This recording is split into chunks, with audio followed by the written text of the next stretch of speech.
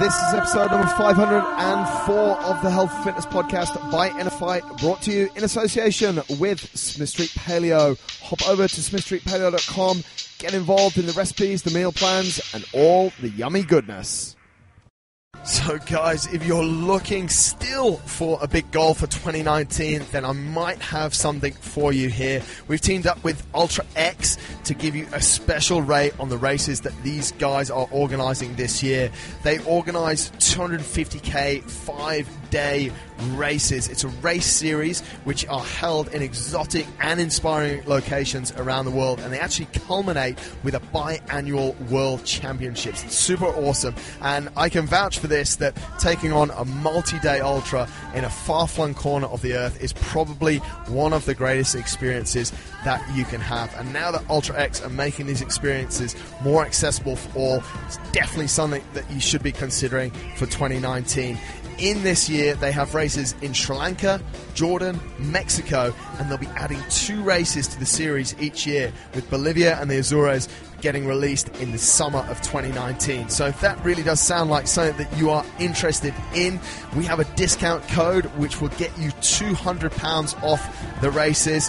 You can hop over, have a look, ultra-x.co. The Sri Lanka race is the first race, which is on the 13th of April. You get £200 off using our code INNERFSL19. Go and check it out. Get involved. I'm looking forward to racing some of their races this year, and hopefully we'll see some of you guys there. Welcome back to another edition of the Health and Fitness Podcast. Andre, you're going to love this one because I know you want to get better at running. Exactly. And our guest today is a pro runner. This is the first time we've actually had a full... we've had some pro athletes on before, but this is the first time we've had a professional runner on our show. Gerda Steyn, thank you so much for taking the time out to speak to us. How are you doing? Oh, hello guys. Thanks so much for inviting me. It's really good. Awesome. Mate, you are a runner for Nedbank Running Club. You have multiple records. You have won many races, which we're going to go into. You're a Nike-sponsored athlete. But tell us first, where did all of this running business start? Well, I moved to Dubai. I'm from South Africa, and so I moved to Dubai in 2014.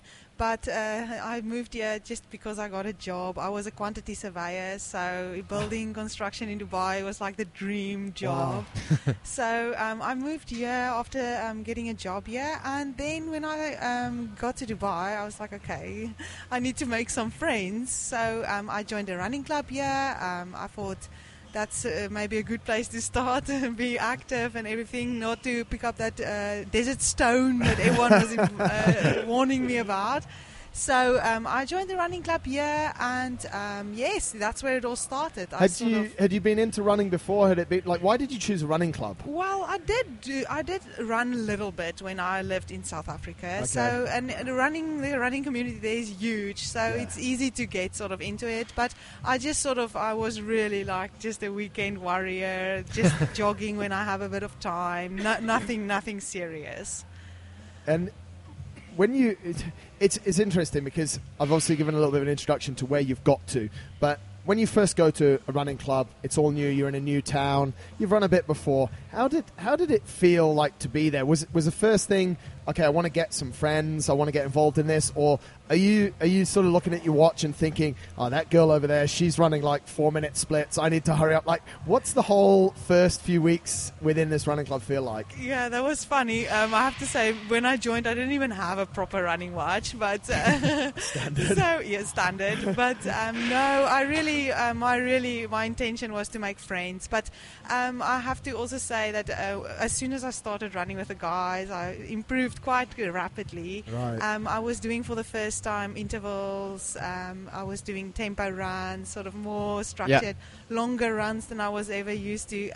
By the time I joined, they were all actually preparing for the Dubai Marathon. Right. So I probably got there in the right time because everyone was really psyched to run and following this strict program. And I thought, okay, this is a good place for me to start. And they said immediately, the guys were making friends with me. I also then, the first time I joined the club, a meeting with the club, I actually met my fiance as well. Oh, no way. So that was definitely a bit of a encouragement. Yeah. So yes, I just started training with them, and then in January 2015, I did the marathon with them. Had you run that distance before? Had you done a like half marathon or anything? No, I've done. I've done. Wild. I remember I did a training run with him for 30 kilometers, and I was dead after that. I could barely walk.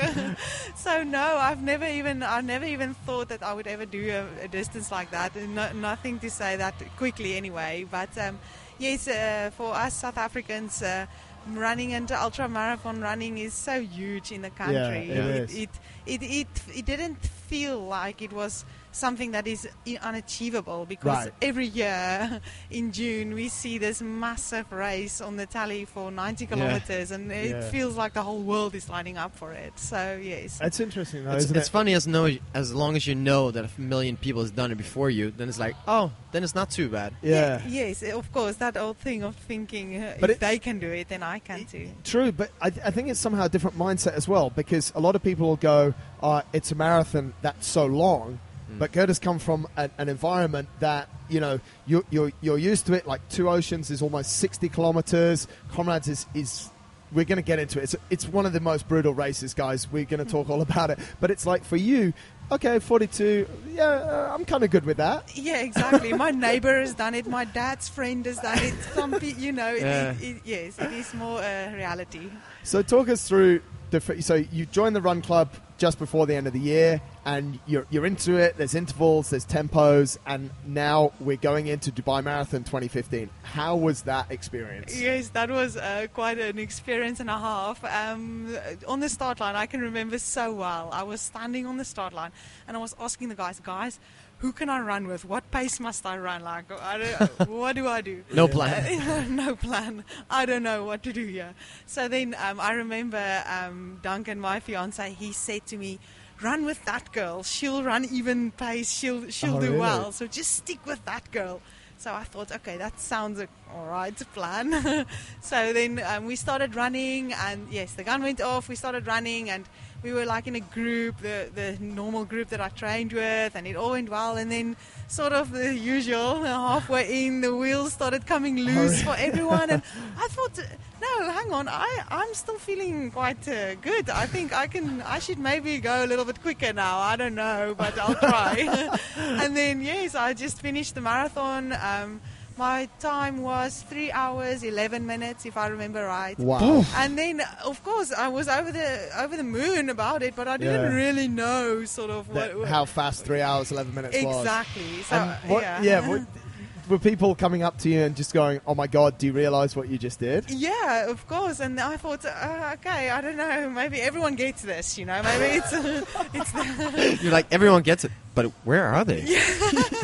You're on the finish line, just waiting for everyone to show up. It's like, guys, is this normal? Are you injured back there? Did I take the shortcut, or what's happening?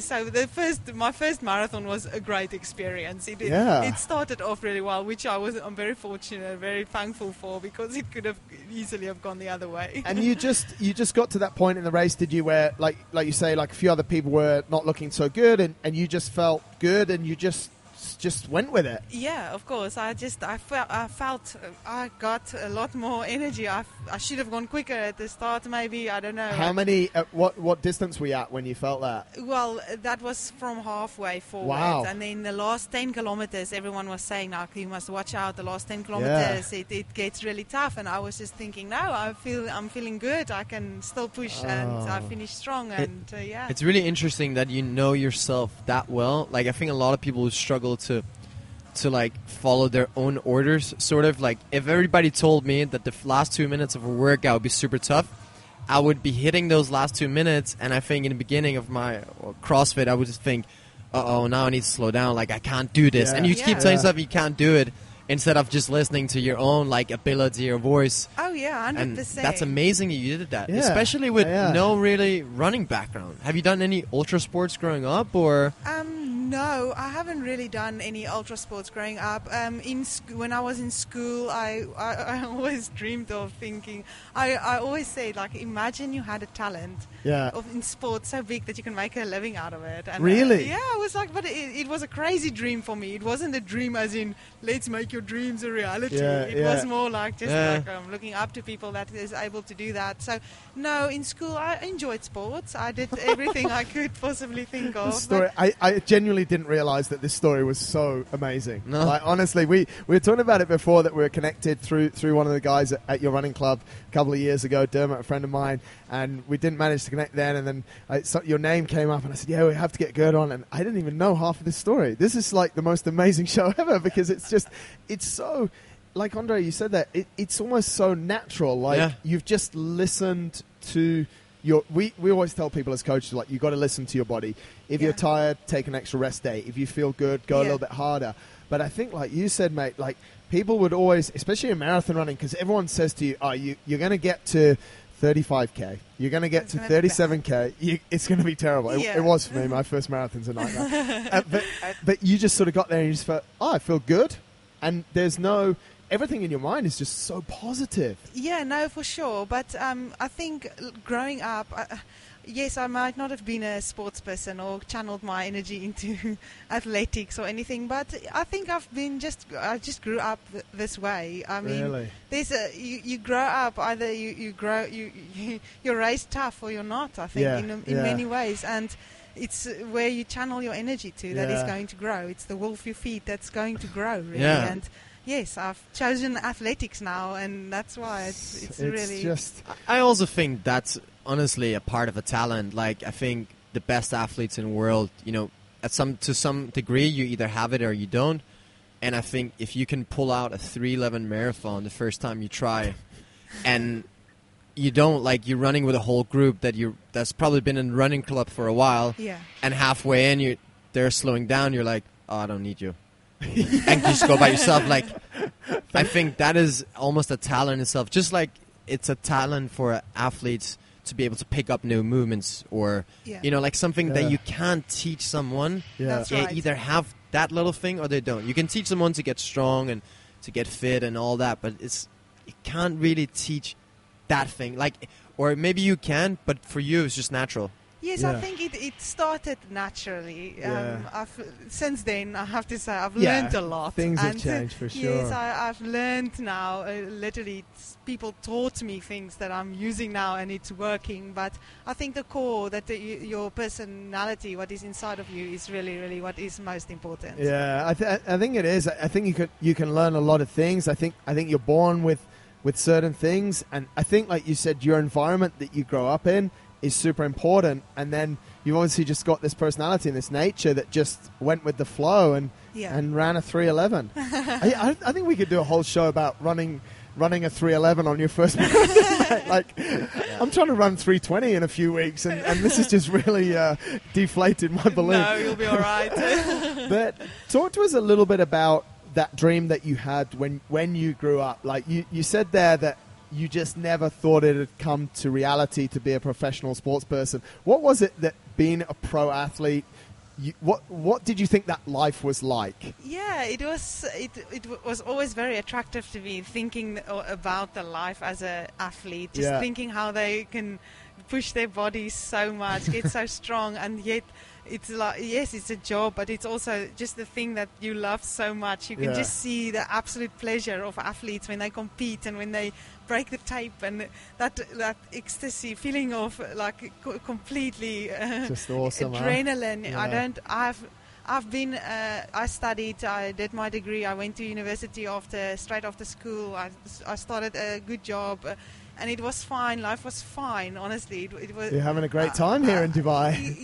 It was fine, but I have never had in my job a day where I feel this feeling of absolute, like, the top.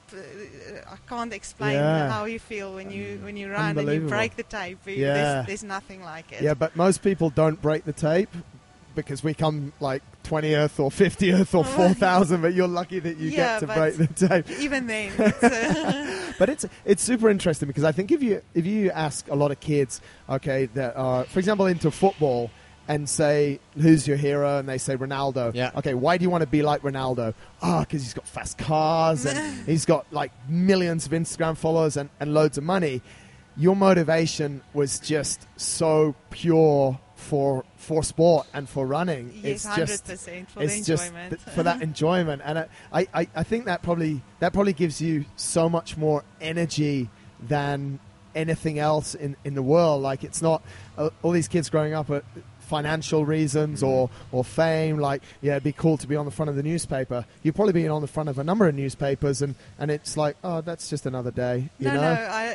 That stuff, like, it doesn't bother me. Doesn't bother you at all. To be honest, It's so I can cool. do without it any day. But It's so cool. to be honest, no one even tells you about these things that's going to happen. They just say you have to train like this and do this amount and blah blah blah, and the rest it comes naturally. But yes, as I say, financial was never the motivation. Yeah. Nothing else. That's Popularity. Yeah. I don't look at those stuff, and I think it's important not to look at those stuff, because I think it is. if that's going to be your focus, I don't see it working out in any No, way. in the long run. Yeah, exactly. You have to focus on the right You have things. to find the reason for it much deeper than that. Very good. So, you're at the end.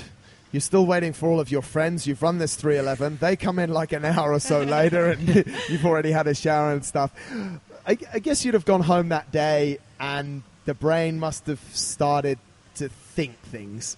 Definitely. What did you start thinking about? 100%. I started thinking already. I'm thinking about this Comrades Marathon that's in my country, because Really? my friends in Dubai is going to South Africa for this race, and they are trying to qualify by doing Dubai Marathon. And I'm thinking, well, I've got a better qualifying start there. So it's seeded starts. The better marathon you run, the closer to the front you start.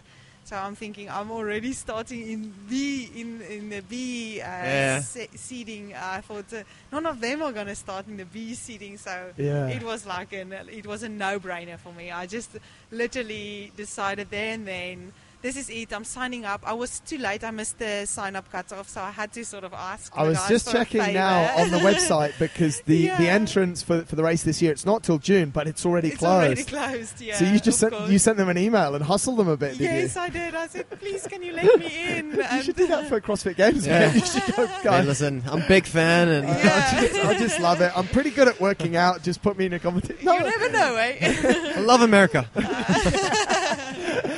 So you hustle them a bit and you get an entrance. Yes, I got an entry. Thank heavens for that. And I started, and so then we trained just a little bit, increased the distance a bit more after the marathon. We had a few months still to prepare, and when I got to, I was ready. I got better and better as it went on, and then when we got to South Africa for the race, I met my coach, Nick Bester, there, but it was in a very casual way. It was in a social manner, not a meeting or anything.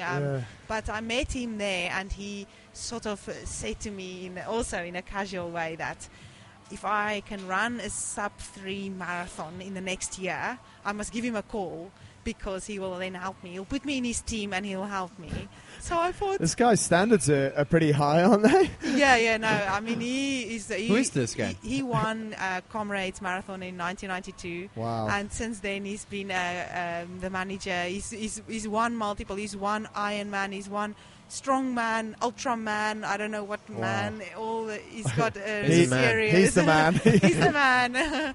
So he's got a serious athletic background, and now he's the manager of the Nedbank Running Club. Okay. So he, he told me then, but he told me if I run sub-3, he'll help me, he'll coach me. Wow. So that was even before I started the Comrades. That was 2 days before the Comrades. So then I thought, okay, no pressure, yeah, right. With my first ultra marathon, but yes, So you go into the 2015 Comrades. Just to give people a little bit of idea about Comrades, the distance is long, but that's not the killer punch. Yeah. It's 87k race, which is an ultra, like you say, it's a long race.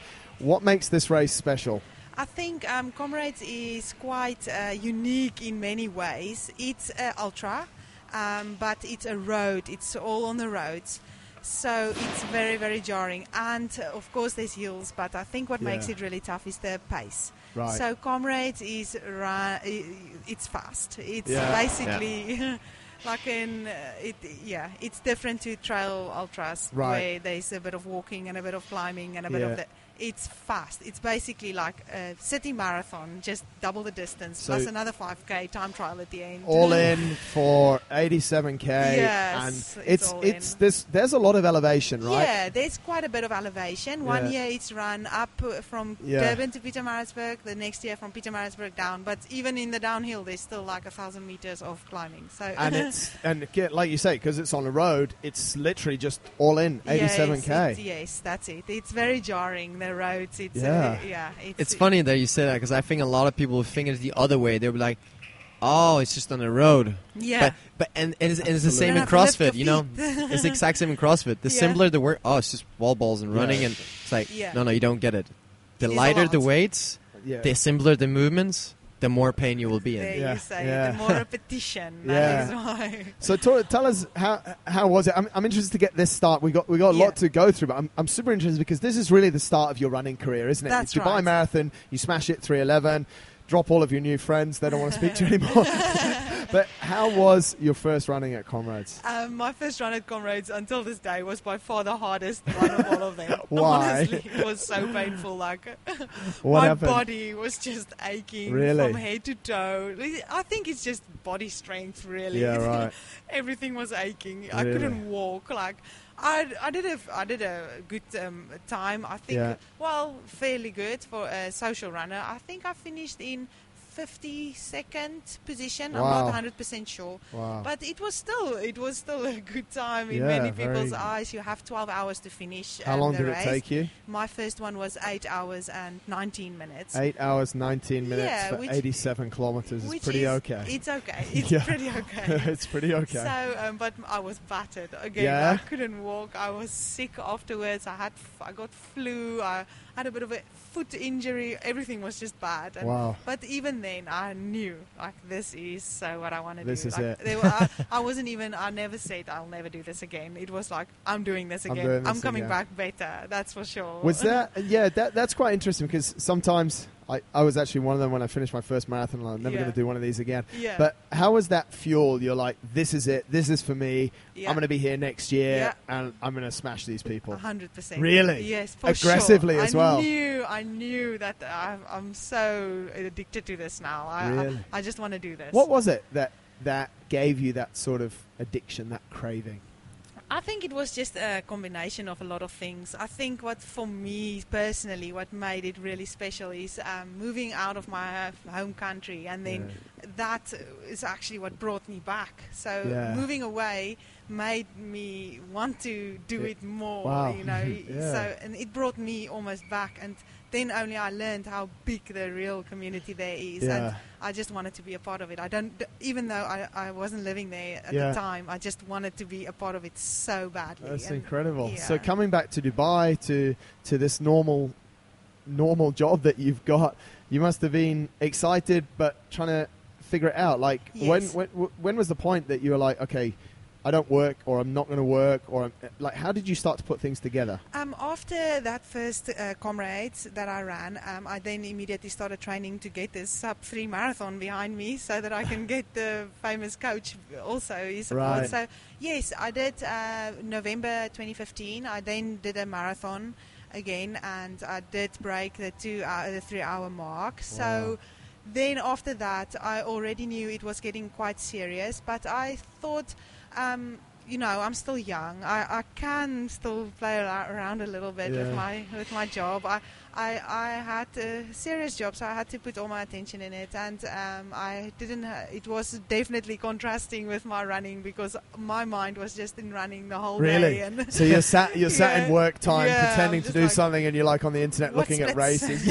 Doing like calf races. Do this. So I sort of made myself a goal. I said that if I manage to get in the top 10 of Comrades the year after, I will definitely consider leaving my job. So that was my goal. I thought that's at least it's something to work towards. Yeah. I don't know whether it's going to work out or not, but at least that's quite a good goal. If I can get top 10 as a full-time quantity surveyor, then that's of course cool. that's more enough reason for me to leave. Yeah, it's amazing how level-headed you are about all this. It's like I come back to my job and I'll train hard, I'll get in the top 10, and then maybe I'll leave. Like, it's just so, I love it because it's so just normal and natural for you. Yeah, it felt very unnormal and unnatural at the time. It was a big decision, but looking back now, it sort of makes sense. It just kind of flowed. Yeah. Then, so talk to us a little bit, because this is obviously interesting for me and Andre and for all of the listeners. Talk to us about how you then started to train for that, because at the start, as you said, it was all a bit new, but now you've got a specific goal. You want top 10, you've run a sub 3 hour marathon.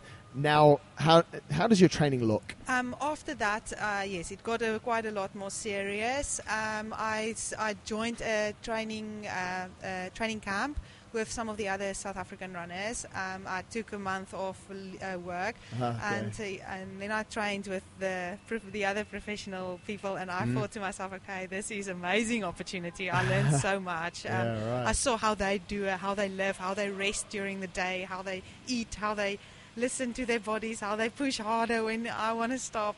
Yes, that was a big learning curve for me. So. Where were you compared to them? Like, were you doing some of the stuff that they do? How did it all sort of come into contrast? Yes, I was doing sort of the similar program as them, but I would be a few paces behind, or a few less repetitions, or it was definitely there was a gap between us. I mean, I could see where I should be and where I am. That was clear for me. And motivation just goes through the roof for This sure. is amazing. What was the key things that they had done differently, that they were doing on a daily basis, that you realized that, oh man, these are the things I need to do to get to their level? I think the first thing that comes to mind definitely was rest. So I didn't have nearly the amount of time they had to sleep. They were sleeping during the day, waking up when they wake up. Sort of.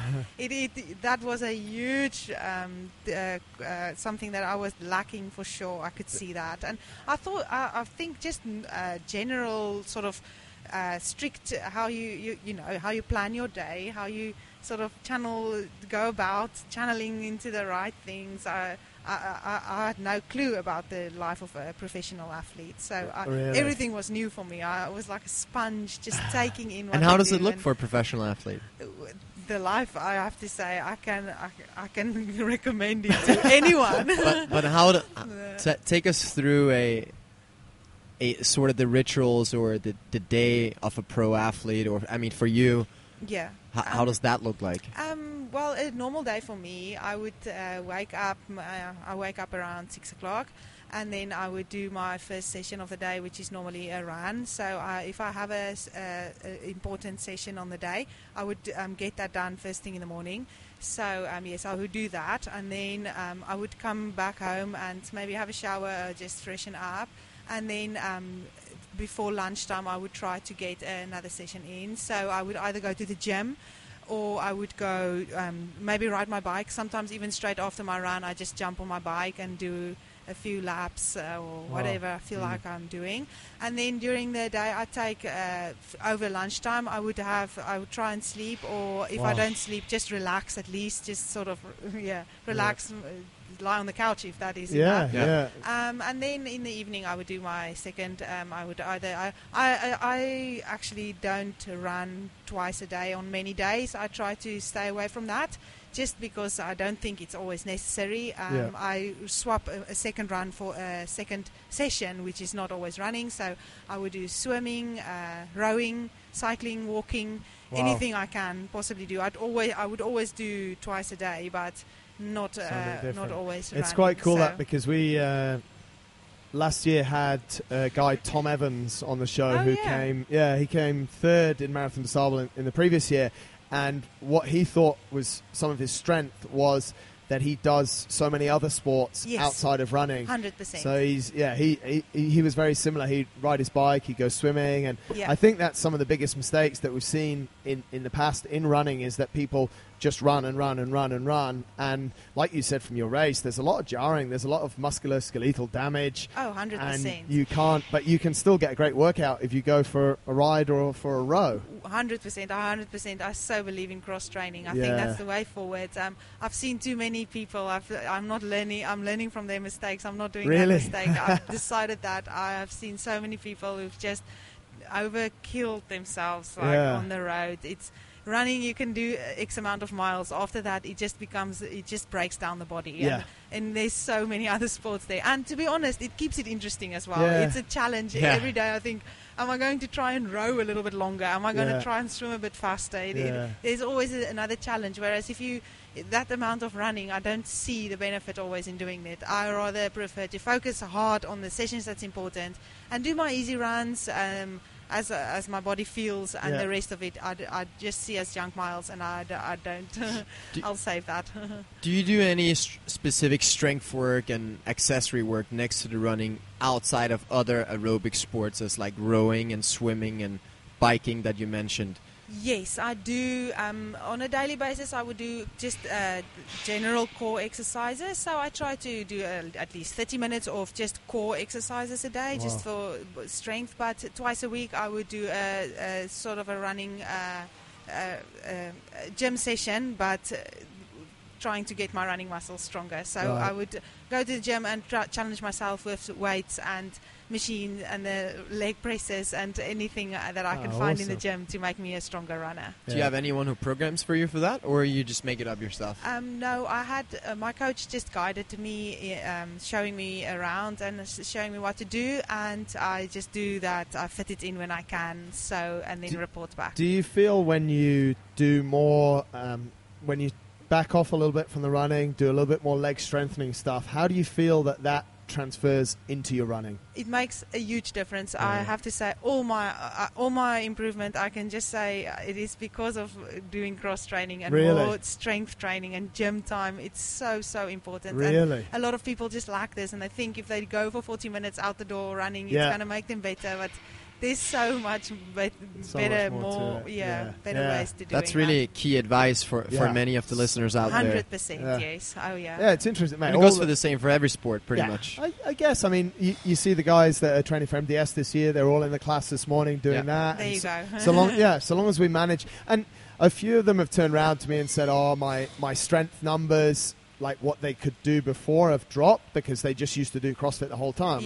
You are running, but at the same time you're still keeping your legs strong. And that, I think what you said as well, Gerda, like it continues to make it interesting. These guys this week, they have a lot more running than they've ever had, maybe about 100-120k, which these guys never ran a year ago. Wow. And if I didn't put that CrossFit in for them, they'll just break. Yeah, they'll just break. 100%. And I think that's what we see a lot, isn't it? We see people that are chasing, whatever they're chasing within a marathon, and then a few months out, they end up just breaking themselves. Oh yeah, because you they're see just it so often. A lot. I can imagine you've got some good stories. Let's continue on the path that we're on. You set the goal to go back to Comrades. You wanted to be in the top 10. What happened? Well, then that was 2016. I ran the Comrades, and unfortunately I got number 14. So yes, it was so close.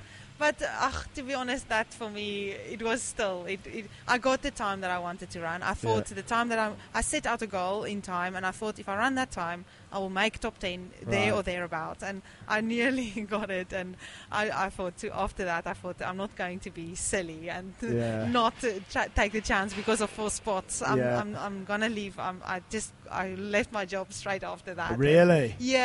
That was the catalyst, really? That was for sure the catalyst. Wow. And it made a huge difference. All of a sudden, I had all this time on my hands, and I could fill it with new ways to get stronger and become a better athlete, and to just channel everything that I had into that. And I'm not looking back for a day. So mid of 2016, you quit your job. Yes. Then how does life go? Oh no, it honestly, it transformed. Everything just changed, and it just made it so much more enjoyable as well for me and my fiance as well. He works for Emirates Airlines, and his schedule is a lot different to other office jobs. So it made it a lot easier for us. It put less stress on us and pressure, and when he had time off, I could take time off. So it just made life in general just became so much better. Amazing, and your results must have just gone through the roof. Straight after that, I had a bit of a hiccup. I had a bad injury not long after I quit my job.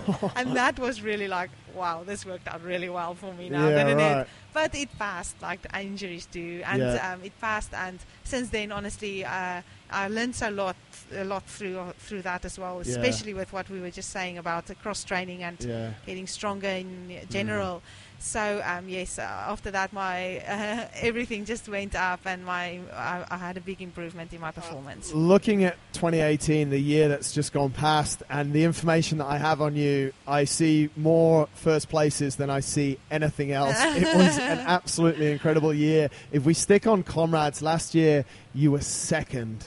That is, I know it's probably heartbreaking, and I know we can't celebrate it massively, but come on, that is just huge. No, it's a mixed emotions, but looking back, I cannot ask for anything better. 2018 was a year for me. I don't know how to top that year. It's amazing. I mean, I'm a little bit nervous about 2019 because 2018 was pretty good. I mean, you won 2 Oceans, which is 56k, and for those of you that are a bit geeky about the numbers, Gerda did 56k in 3 hours and 39 minutes, which is phenomenal. Would be a good marathon time. would be a great marathon time. But your marathon time in New York was phenomenal as well, 2:31. Is that the fastest you've run in the marathon? Yes, that's the fastest I've run. Incredible. Can you go faster? I am intended to. Really? We'll talk about some of the coming goals, but I mean, what's interesting for me here is that, you know, you've done 2 10k races that you placed first in last year,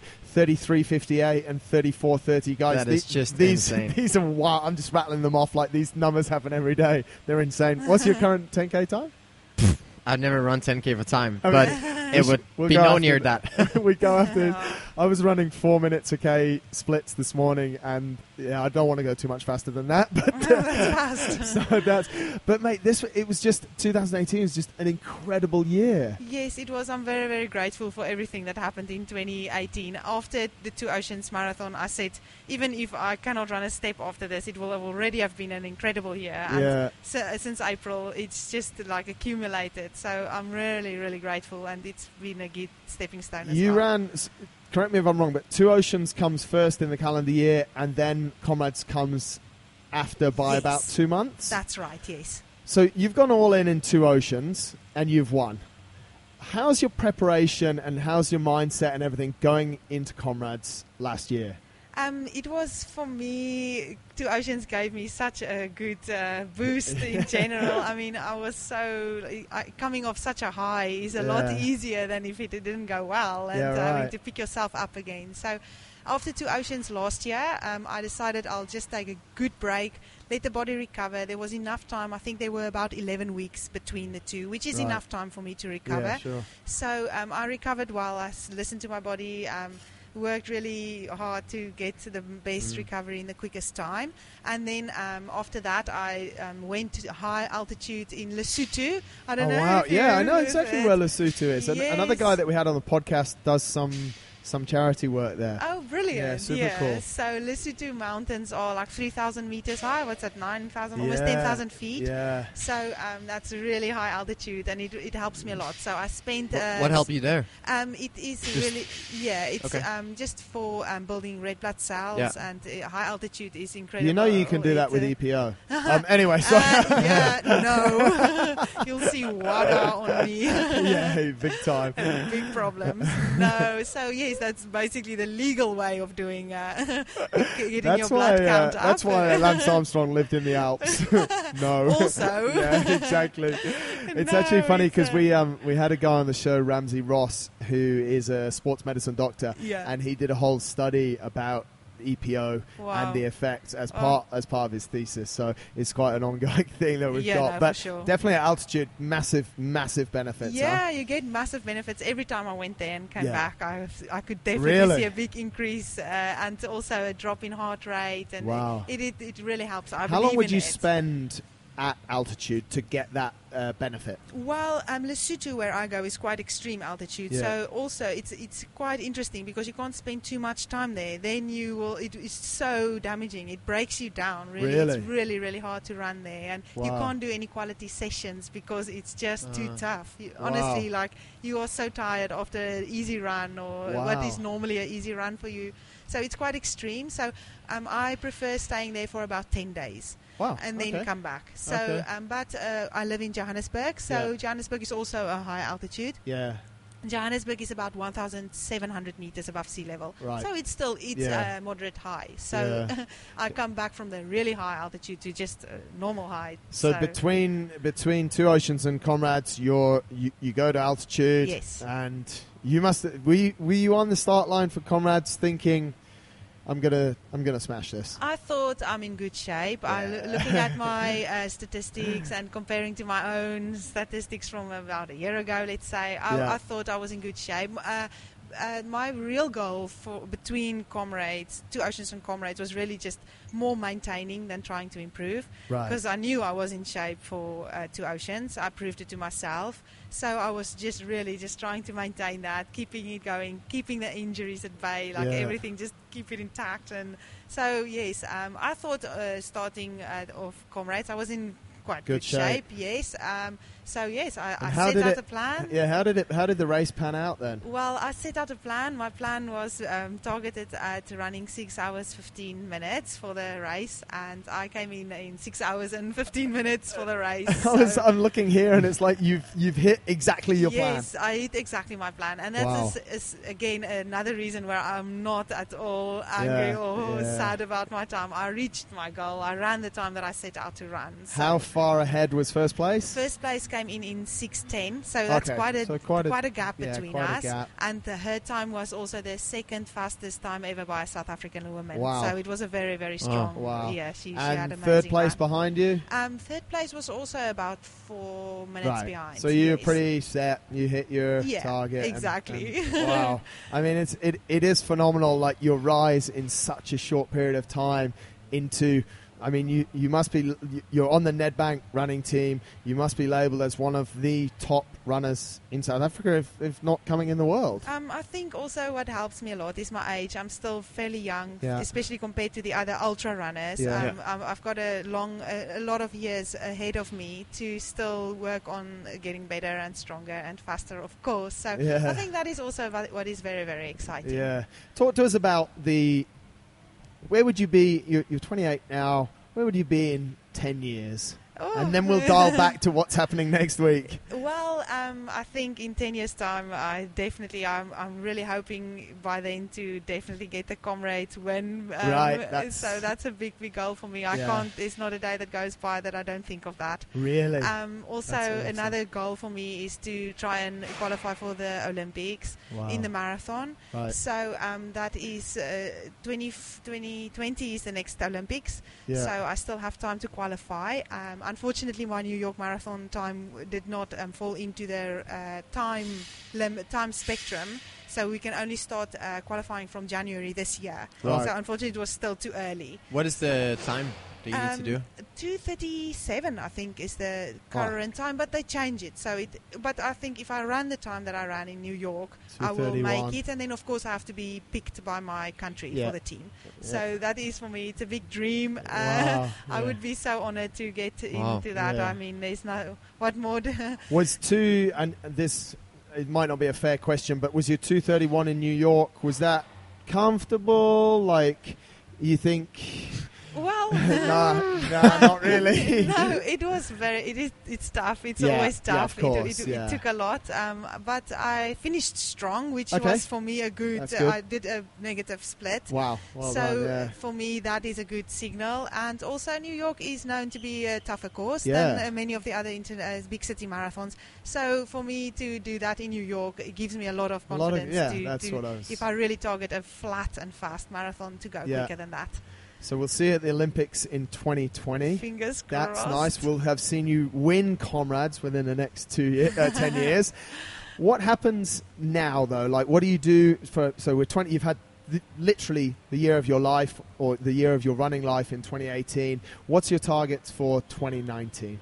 2019, yes, it's already started, which is really scary. But I think to start in 2019 fresh was my first goal, and no injuries, which is I've achieved. I ticked awesome. the box. Touch wood, so, good, great let's stuff. hopefully it will continue like that. 2019 for me is definitely I'm trying to, like I say, qualify for the Olympics.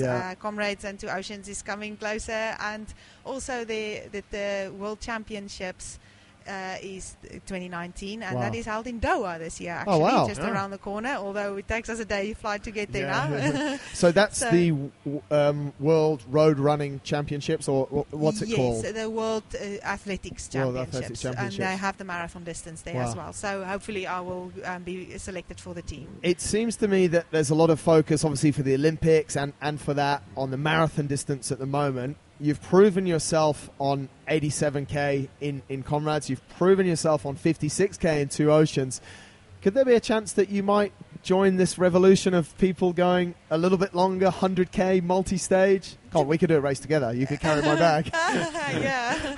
I think for me at the moment, shorter distances excites me a lot more. Does it? Yes, it just makes me like all tingling. So a lot more than the really crazy ultras, 100 milers. Maybe in 20 years' time, I've changed my mind completely. But I think for the moment, I'm definitely more focused on going shorter than longer. They say that the prime for ultra and for endurance is actually about 10 years from where you are now. So maybe we'll have this conversation in 10 years' time, and you'll tell me you've just signed up for a multi-stage race. That's right. I think if I had the numbers that you have there, Gerda, I think I'd be sticking with a short distance as well. And maybe you can challenge Paula Radcliffe's 2 hour 15 marathon record. Hang on now.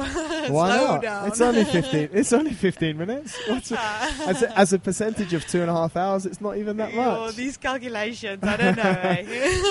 Do you get that's something we haven't spoken about on running and on performance? A lot of people are really technical with the numbers. Now obviously the numbers are important to you, but how do you manage that? Like, do you get stressed out about splits, or are you kind of I don't know. I'm maybe in the middle. Before a race, I'm like really strict. Like I plan my race to the T. Yeah. Okay. I look at the race profile. Quantity surveyor, see? Yeah, it just needs to all line up.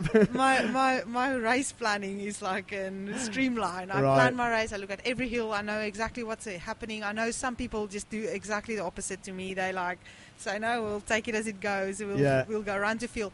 But in my racing, I'm really strict. Like I plan every 10k where I want to be, what time, what splits, where's the hills, where am I going to go faster, where can I gain time, where might I lose time. So I'm very, very, very strict with myself there.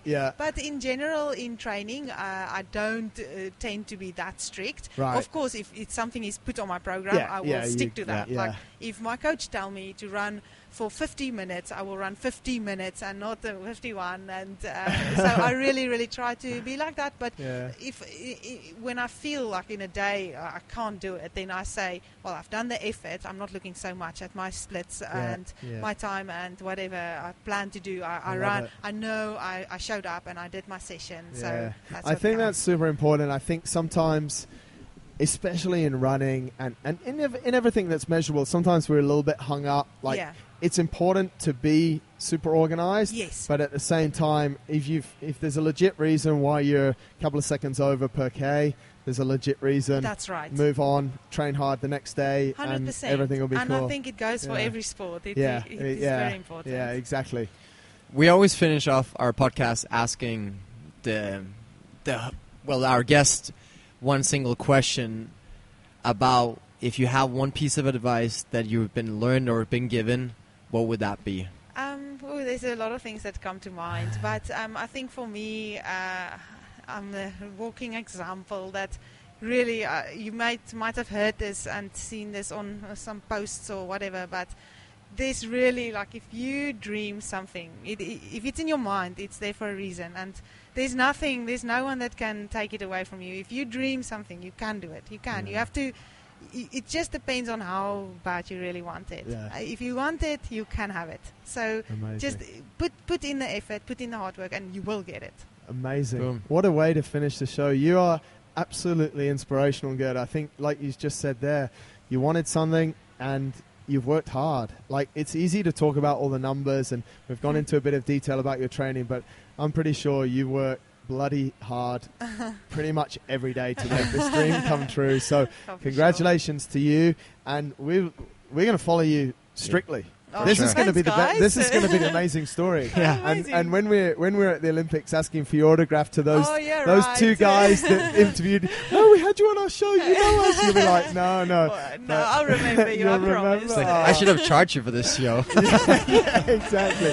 But thank you so much for giving our show so much, and I just want to wish you all the very best. This is a great story. Well done for last year. I'm excited to see what happens. Thank you very much. Awesome. Gerda Steyn, thank you so much. That's awesome. Cheers, guys.